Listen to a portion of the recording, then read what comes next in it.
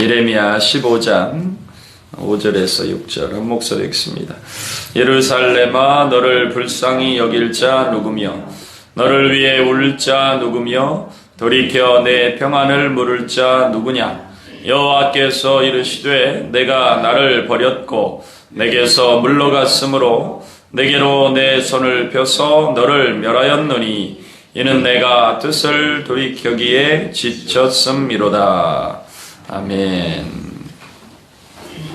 내가 뜻을 돌이키기에 지쳤습니다. 하나님의 말씀 함께합니다.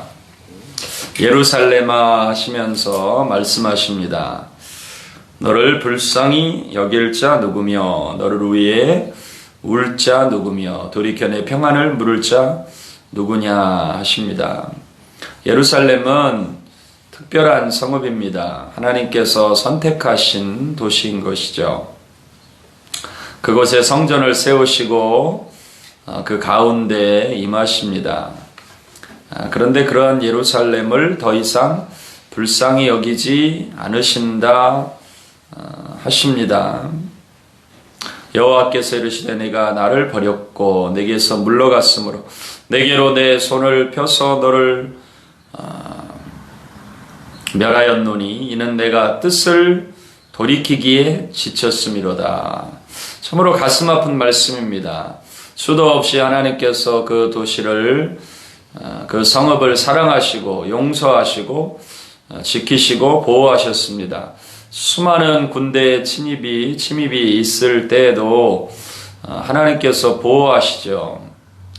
특별히 예루살렘은 북이스라엘이 아수르에 의해 멸망당할 때 그 아수르의 군대에게서도 보호를 받습니다.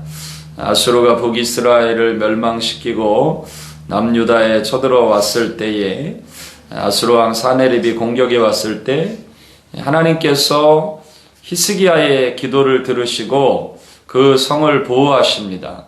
하루아침에 18만 5천 명의 아수르 군대를 전멸시키시죠. 이와 같이 하나님께서 그 성을 보호하시고 성전을 보호하십니다. 그런데 문제는 그 히스기야의 아들 므낫세 때에 너무나 큰 죄를 짓게 됩니다.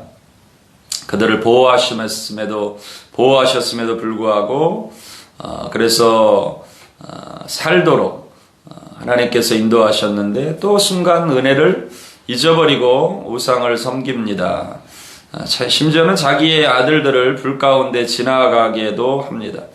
이것이 너무나 악한 일이죠. 하나님이 보호하시는 은혜가 있었는데 그 은혜를 배반한 것입니다. 보호를 받고 은혜를 입었는데 배반하는 거 참 안 좋지요. 그때 하나님께서 예루살렘에 대해서 이렇게 말씀하시는 것입니다. 이제는 내가 뜻을 돌이키기에 지쳤다.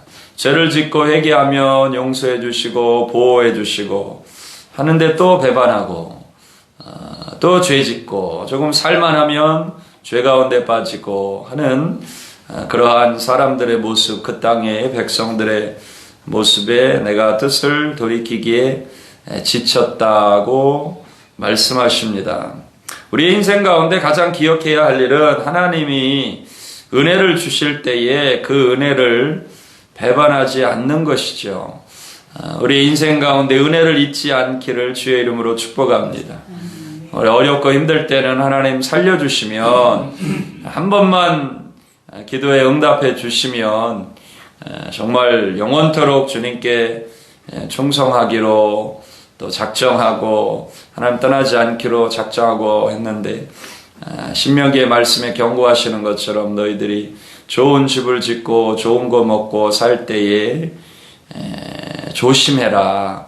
그렇게 하나님 경고하시는데 이 연약한 사람이 좀 편해지고 살만하면 이상하게 죄 짓는데 그 손과 발이 빠른 것을 보게 됩니다. 참으로 두렵고 떨리는 일입니다. 하나님 말씀하시죠. 내가 뜻을 돌이키기에 지쳤다. 하나님의 마음이 떠나셨다.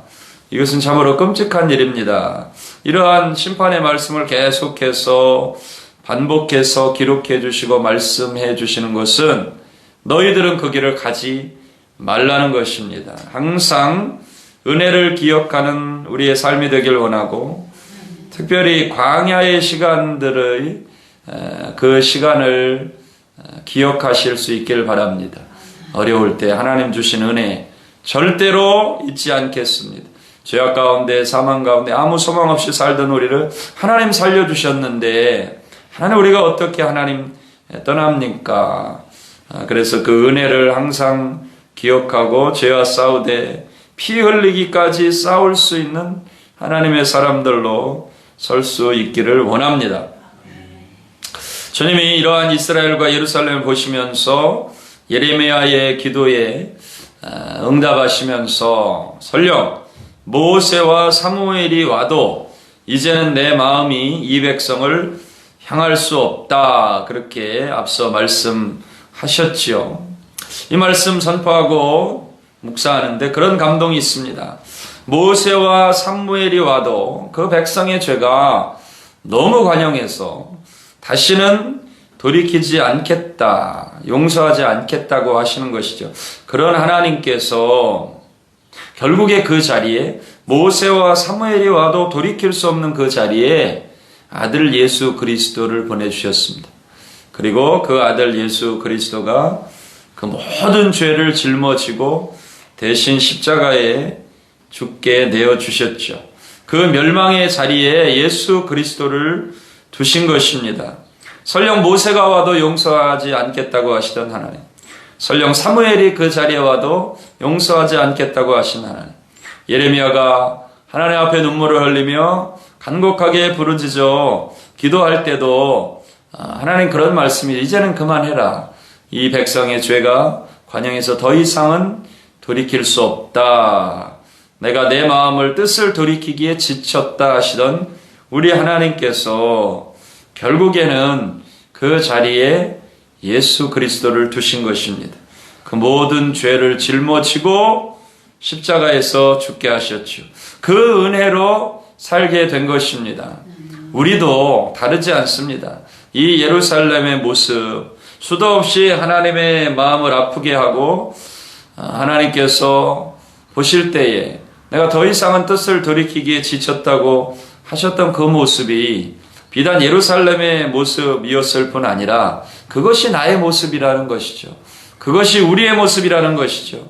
하나님의 은혜가 없으면 설령 모세가 와도, 설령 사무엘이 중보하여도, 설령 예레미야가 눈물로 중보하여도 용서할 수 없는, 용서받을 수 없는 그러한 죄악된 모습이지만 그 자리에 예수 그리스도, 나를 위해 대신 죽으신 그 예수님을 두심으로 우리가 살게 된 것입니다. 죄인 개수 멸망받을 수 없는, 그런 멸망받을 수밖에 없는 자리에서 주님의 은혜로 살게 된 것입니다.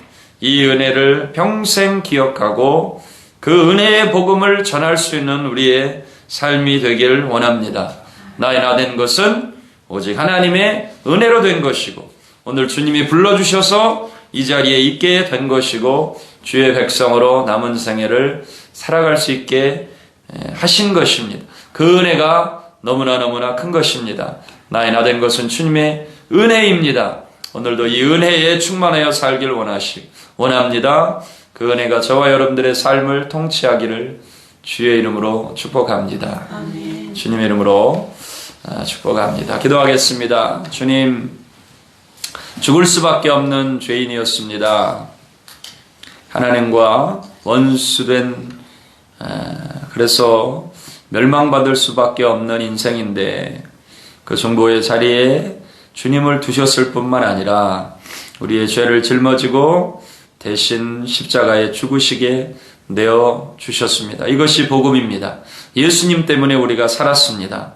평생 잊지 않게 하시고 이 은혜에 감격하여 충만하여 살게 하시고 주의 영광을 위해 사는 우리의 인생 되게 하여 주시옵소서. 이 복음 전하고 주님 배웠기를 원합니다. 담대하게 복음 전하고 주님 앞에 설 때에 부끄럽지 않기를 원합니다. 오늘도 다시 한번 복음의 선한 능력으로 우리를 강건케 하여 주시옵시고 주의 능력과 권능을 더하여 주시옵소서. 주님 사랑합니다. 복음으로 많은 영혼들이 변화되어야 될 줄 믿습니다. 복음으로 이 땅이 변화되어야 될 것입니다. 주여 역사하여 주시고 성령 부어 주시옵소서.